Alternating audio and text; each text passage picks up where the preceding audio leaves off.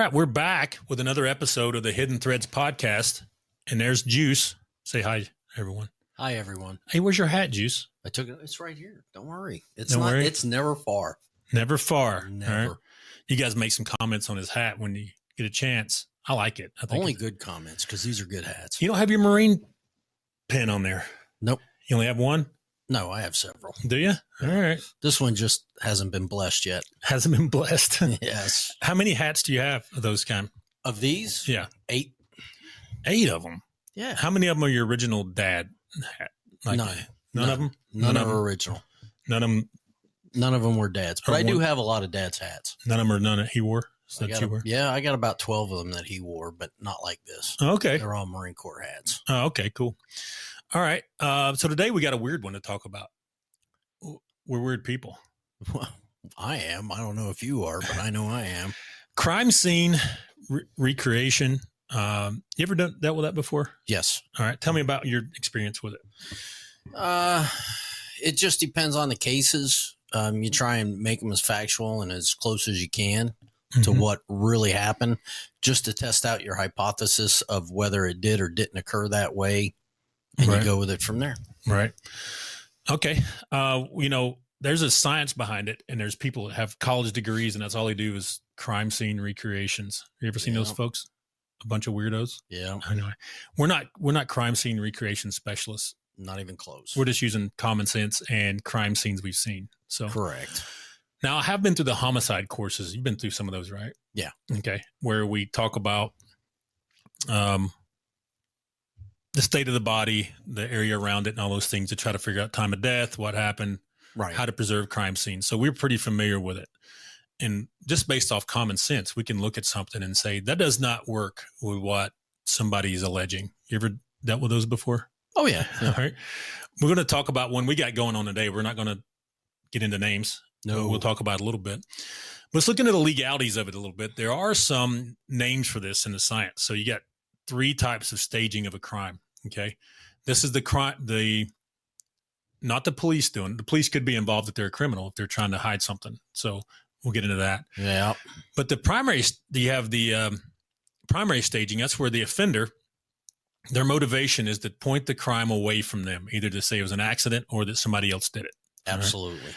They staged a body, they hide evidence, all kind of weird stuff goes on where it has to do with their motivation, right? So that's where the offender's saying, hey, I've killed someone or committed a crime. It doesn't have to be murder, but they are trying to divert the attention away from them and say it was either an accident or somebody else did it. Okay. That's just blatant staging, right? Right. We see those on TV a lot. People try it and they do it. And then good detectives or good technicians can usually figure it out, all right, by reenacting it. Then you have the second kind, which is just your straight up psychopaths. They're the ones that stage it in a ritualistic manner. The Dexters. The Dexters. Yeah, the Zodiac killer. Those kind of people. Yeah. I don't know if the Zodiac staged people or not. Did he? I can't remember. I read his books and stuff. I don't know.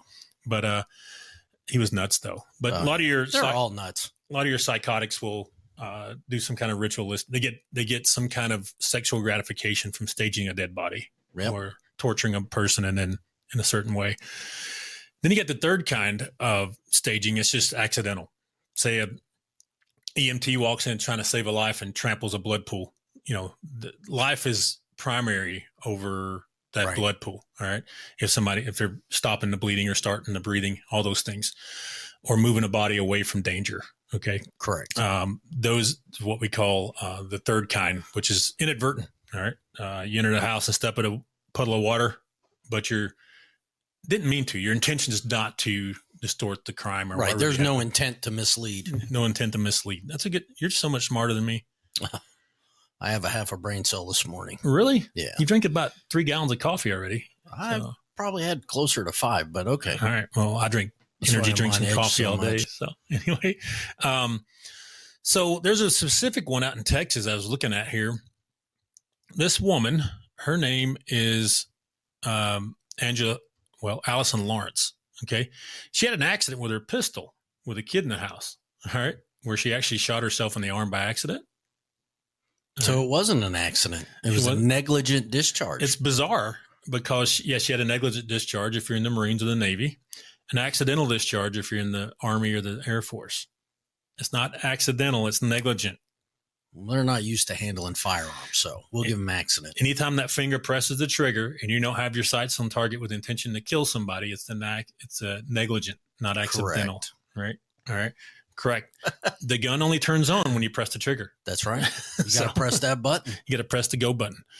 But anyway, she had an accident. And for some reason here, she came up with this whole big story about some guy broke in and tried to attack her in her home with her child there. Why? I don't know. So what? You're a woman. You're not, you had an accident with your pistol. Just admit it and say. There's men that do it. There's women that do it. Why don't you just say, hey, look, I screwed up. I've shot a lot of rounds. You've been around me. I'm a pretty good shooter. You are. And I've had a negligent discharge before. And I admitted it. I admitted it. Especially when you're doing high stress things and a lot of things going on. Sometimes you press that trigger by negligently.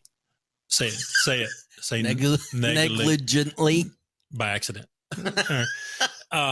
And as long as you're following one of the 4 safety rules, you're going to be okay. Correct. As long as your muzzle's pointing in the right direction and all those things. So, if you just follow one of those rules, you're good. Do you know that? Yeah. All right. Some people don't realize that, but it's better to follow 4 though. Yeah. All right. Much better. Right.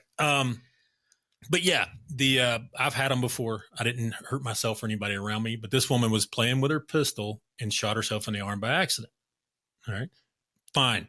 Get stitches, get some antibiotics, and move on with life. Be done with it. Go get some pistol training. Right.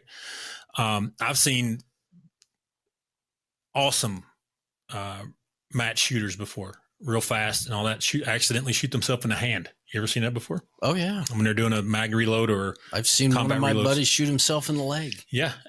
And they're not bad people. Nope. We still make fun of them. Yes. And they make fun of themselves if they're good people. Right. Absolutely. But, this woman, for whatever reason, made up this huge story.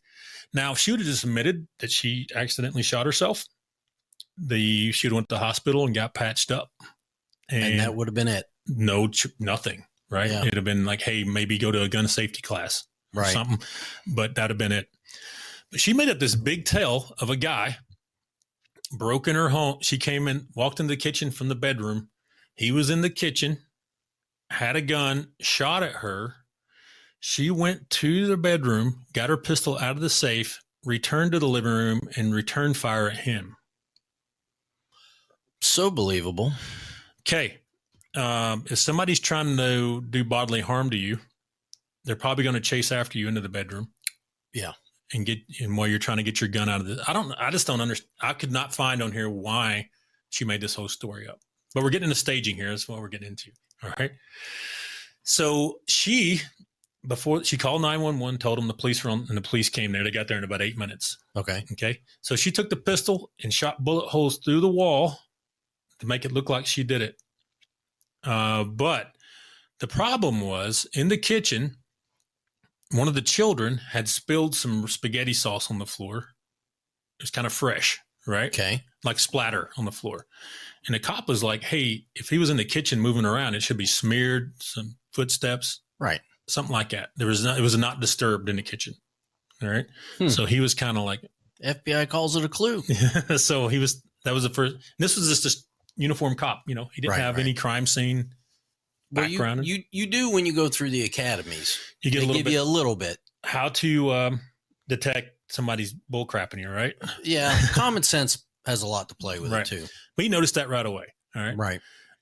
When we get crime scenes as private investigators, it could be years after we see pictures, and some of the pictures aren't so great sometimes. And the death row case we got down in Florida, the crime scene photos are black and white. Oh, imagine that. That's awesome. Yeah. And that's what was turned over in Discovery. And this was in the 90s, so there's color photos. I don't know why. Oh, yeah. I don't know. They were scanned in. They didn't have the digital phones and cameras we have now, but you took it off the card or film or whatever, developed a picture, and we had scanners, right? So anyway, they didn't scan. They scanned them in black and white for whatever reason. What's buzzing over here? I don't know. Something's buzzing. Somebody I don't want to talk to. Does somebody need us? I don't know. All right. Well, we'll check it when we're done. Back to our story. Exactly. All right. But anyway, it's very difficult sometimes we're looking at photos. Yes. We do not get, we had a drive-by shooting case we were working that was 15 years old. And you go down to, it was in Tuscaloosa. You go down there and it's a whole nother house on the corner. Completely, the house has been, the original house where the bullet holes were gone. You know? Right. So we just get a picture of what the road's still there. So we get an image of how it went down. Unfortunately, it's not 3D. It's not 2D. 2D. But anyways, we get these things way in after the fact. What I'm getting at, though, is this woman, this Lawrence lady, for whatever reason, made up this whole story. And it was the patrol officer immediately recognized she was lying to him. He didn't let on that he knew. He just let her dig her own grave. And she made up these big whopping story about a gunfight and all this. Oh, of course, nice. Of course, it's being recorded the whole time. And he actually transported to the emergency room to get her arm patched up. She kept talking the whole way. And the problem is, I was looking at the DA's report here. He's like, why is she lying about this? Because she's gone from nothing to now a felony, for lying and making up wasting the cops' time. Basically. Spontaneous utterance is a good thing. Yeah. But in Texas, if you waste their time and lie, and they apply resources, it can be a felony. Yes. Like 1 year or more in jail. And she actually got convicted of it because she took it to the jury. Uh-huh. They pressed charges for wasting their time, Not very smart. And they had a couple more in here. She had some drug stuff in the house they saw when they were in there. That comes with a whole nother thing. If they come in your house and see it, can they still use it? Yeah, they can use it. It's called plain view doctrine, right? Yeah. So, if they come in your house and they see something illegal, but you invited them in, or something dangerous going on, and they come in, then they can use it. Oh yeah. What are your thoughts so far? I've been talking a lot in this one, Juice. Well, kind of like when I was police, and I know people do things even in corrections or on the road. People, it's everybody's nature when they get caught doing something they shouldn't have done. Their first psychological response is to lie to save their butts. Right. You either let them run with it, or you say, hey, look, listen, stop. Mm-hmm. I know it's your first psychological response to save yourself is to lie. Let's back up and tell me the truth. Right. Sometimes you get people to tell you the truth. Sometimes people continue with the lie and weave that thread. Well, Go ahead. Right. So, this one's crazy. We didn't get into the case a lot because it's not a big serious one, but she staged this thing and got herself in trouble. So she shot holes they got her. She fired rounds through the wall and went out into the neighborhood. Oh, that's not endangering any of her neighbors. Staging the crime. Yeah. She put 2 holes in the wall to make it look like they got into a gunfight. The problem was she didn't shoot back the other way. Imagine that. There's always a flaw. She said he took multiple shots at her, and the police was like, where's his bullet holes from his side, right? From his point of view, I guess you would say. And there was no bullet holes in the couch or in the walls or anything. If you shoot a 9mm, 45, I don't care. From 0 to 50 yards, that thing's going to make a mark. Yeah. There's some things that pass the sniff test. And this one There's didn't. some things that don't. So she got a year in jail because she's stupid. And good. She never would say why she's lying about it, instead of just saying, hey, I had an accident. What could you say to come back from being that stupid? I don't know. But hey, we're going to take a break, though. We're going to come back and talk about a live case we're working now and some of the things that don't pass the sniff test with it. Correct. We're not going to say any names. No names. All right, here we go. We're going to take a break. That's good. Yep, safe online dating. It's a big deal. So maybe you met the person of your dreams on Tinder or one of the other platforms, and you're getting ready to meet up with them in person. Or maybe you've been in a long-distance online relationship with them. You just want to know who they are. Well, we have a tool called TLOXP. It's only available to federal agents, police forces, and private investigators. Hey, that's me. And we can tell you about their bankruptcies, judgments, evictions, divorces, arrest record, important things you need to know before spending any more time with this person. All right, get to know who they are and confront them with it, or just break up with them, whatever your choice is. But you have to call us or fill out the information on the link below. You're going to hear from a real private investigator that's going to go over this data with you, go over the pricing options with you, and get the information you need to be safe online. Don't wait any longer.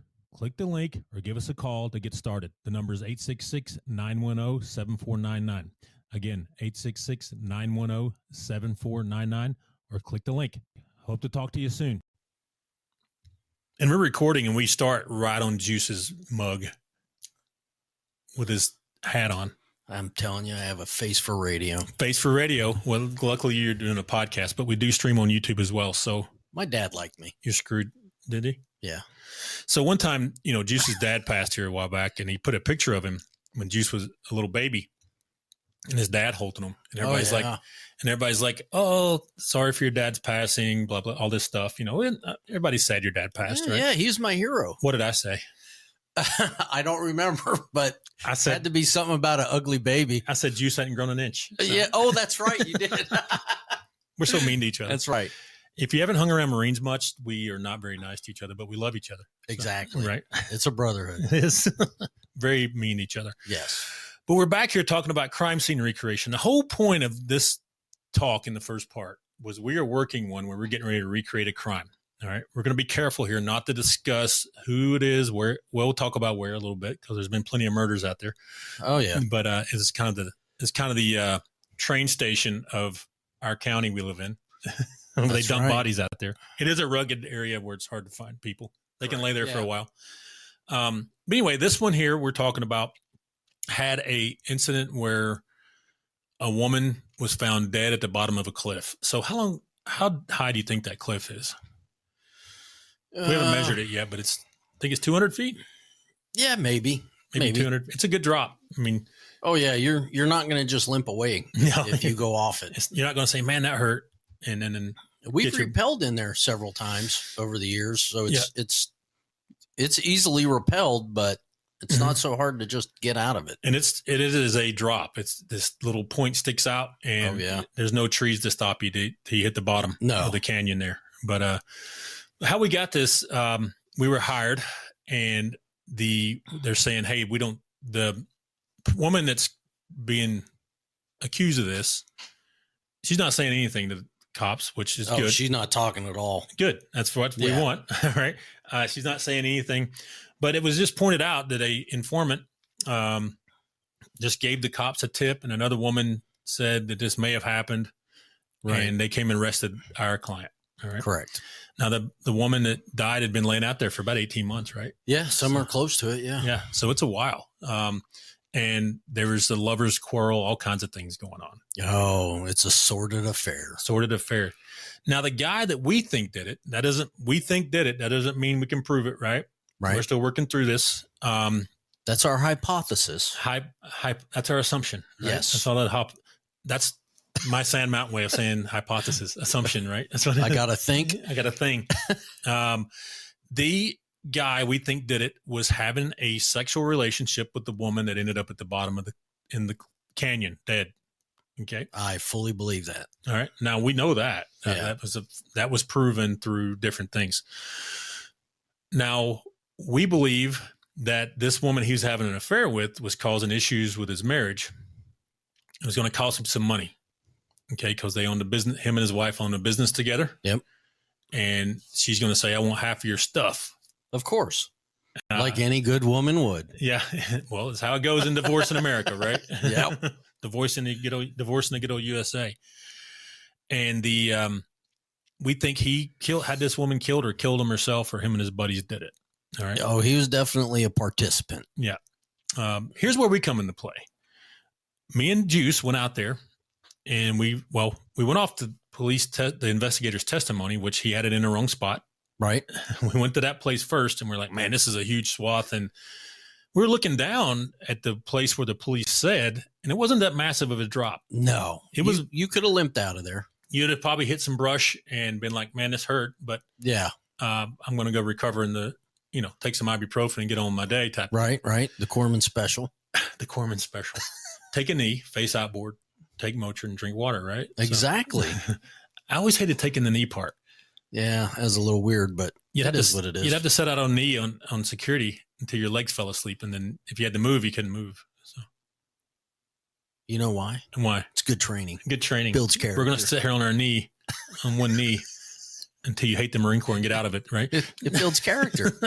But anyways, we're going to our Marine Corps interjection is going to be throughout this whole podcast till the day we die. We apologize. So we're going to confuse people that are in the Marines or possibly the Army. There's some Army, especially if you're Army infantry, you'll get some of it. So, but they're people too.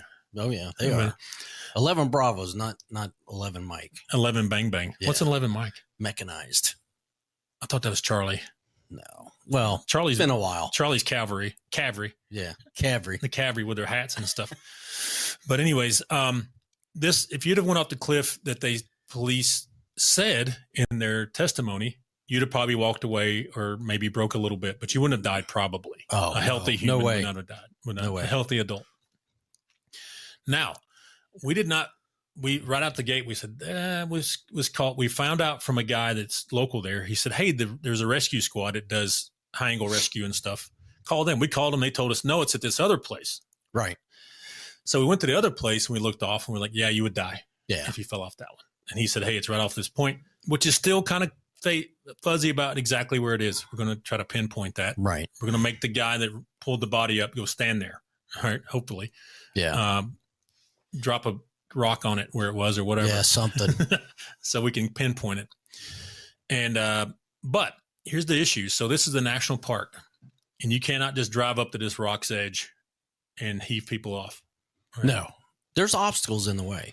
You've got to park in the parking lot and you're not driving up because there's these boulders and rocks in the way.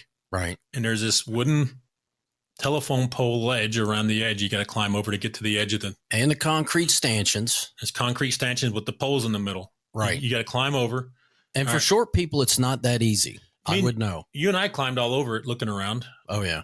And it's difficult for just grown up men just to move around out there. Yeah. Without falling Very off. difficult. Without falling off. You got to be careful. Yeah. Especially you get on the other side of that barrier.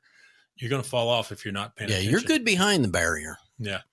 Yeah. In front of that, it's a little iffy. Now behind the barrier, if me and another grown up just grabbed you by your arms and legs and did the 1, 2, 3 heave, would you make it over from behind? There's no way. Okay. There's no way. You'd land on the rocks and go, ow, that hurt. Yeah. And get up and go back. Exactly. Now, if we took you out to the edge and did it, yes, we could chuck you out there. Oh, yeah. All right. If you're incapacitated, if you were fighting us the whole time, what do you think? No.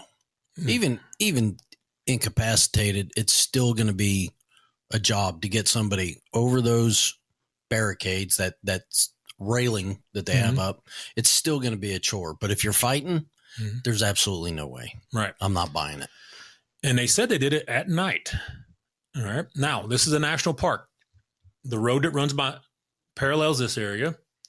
I wouldn't say at night in the winter is just crowded with cars, but there's people that live there and they're driving around. There is. You'd have to put lights on it to see what you're doing. There's no lights. You'd have to shine your headlights or something to see what's going on. And nobody reported saying, hey, I saw some women heaving another chick off the cliff. No. There's a farm across the road. Yep. People moving right across the road. Going in and out of there. So this is a weird setup. So you got the road. If you're facing north on the right side, to the east is national park. To the west is private property. There's correct. Hunting ground, farm, you name it. People driving up and down this road. But what they're alleging is our client, she is a middle-aged woman, not a huge lady. Nope. Somewhere around 5'4". Yeah. And her daughter, who's in her 30s, I believe now. Yeah. About the same size. She's a little heavier. She's a little bigger. Not quite, I would say, not as in shape. Right. Okay. Right. I'm trying to be nice. Yeah. Took another lady who was about 120 pounds. I think she was 5'5" or 5'6". Yeah. And forced pills down her throat to make her incapacitated. Allegedly. That's what they said. Drove her out to this place, took her out and heaved her over the side. All right. What do you think? Well, give me your opinion just right now, based off what? None of it is passing the sniff test. The sniff test. None of it. So what me and Mr. Juice and some help are going to do, we're going to go out there and recreate this with a dummy. Not me, the dummy. And not me, the dummy. We're an actual fake human. Yes. Okay? We're going to use that. We're going to tie off, and so we're safe. And we're going to see what it would take for two women to move an incapacitated body out to that edge We're going to do it in daylight to show how hard it is. So, yeah, imagine trying to do this in no light or low light. Yeah, it makes it, what we'd say in the Marines, it makes it 50% more difficult, right? Or something like that. So that's why we trained at night all the time. It's already 50% difficult. Yeah. We train at night just to get used to it. And I don't think these two ladies trained at night. I don't think they trained anything. Right. Ever. Our client had horses and helped her husband with his business. Yeah. That was kind of her thing. But anyways, we're going to recreate this thing and see what happens. There's some other problems with this case too. Just not this. How they got her there in the car, drove her around. I think this is the biggest part that doesn't pass that sniff test. Yep. The guy, we think that it was protected by the police right away. I do. And I hate a dirty cop. We got somebody saying that this, should I say it? Cop? Yeah, you can call him what you want. I don't think he is, but whatever. This police officer did drugs with people while he was a sworn officer, at parties, those kind of things. So there's a lot of issues other than just the actual, what we call the death point. Yeah, we'll go with a lot of circumstantial evidence at this point. But our client's been in jail for about 2 years based off allegations. Yeah. All right. She has zero physical evidence tying her to this crime scene. None. None. And we're going to try to help her out here. But that's a recreation we're going to do. And we'll see if it helps her out and maybe hopefully helps find the right person that did this. But at least the most guilty person. Right. The most guilty. Yeah, the most guilty. Is that how we do it now? Most guilty? No, I'm trying to be nice about it, but I think he's the one. You think he's the one? I do. We're not calling out names yet. Maybe after this is over, we'll do one where we can call out names. Again, it's not what we know. It's what we can prove. It's what we can prove. Remember, we're taking assumptions, testing them, and seeing what's factual at the other end. So, but any other thoughts on this one, what we're going to be doing? It's just all skill and science. Right. Talk about staging, though. We think that the guy we think did it is pointing the finger at our client, and it's a complete lie. Now, he was on the stand at the initial hearing and pled the fifth on everything. About 40 questions. At least. Yeah. Was he having an affair with the victim? Plead the fifth. Did he ever beat his wife? Plead the fifth. Did he have anything to do with the crime? Plead the fifth. Yeah, I don't know how many times he said I plead the fifth. Right. All right, so we're going to have an update here on this one soon, hopefully on the recreation. We might get some... As soon as we get approval. Might get some videos going. Get out there and do it. And be back. But that's all we got for today.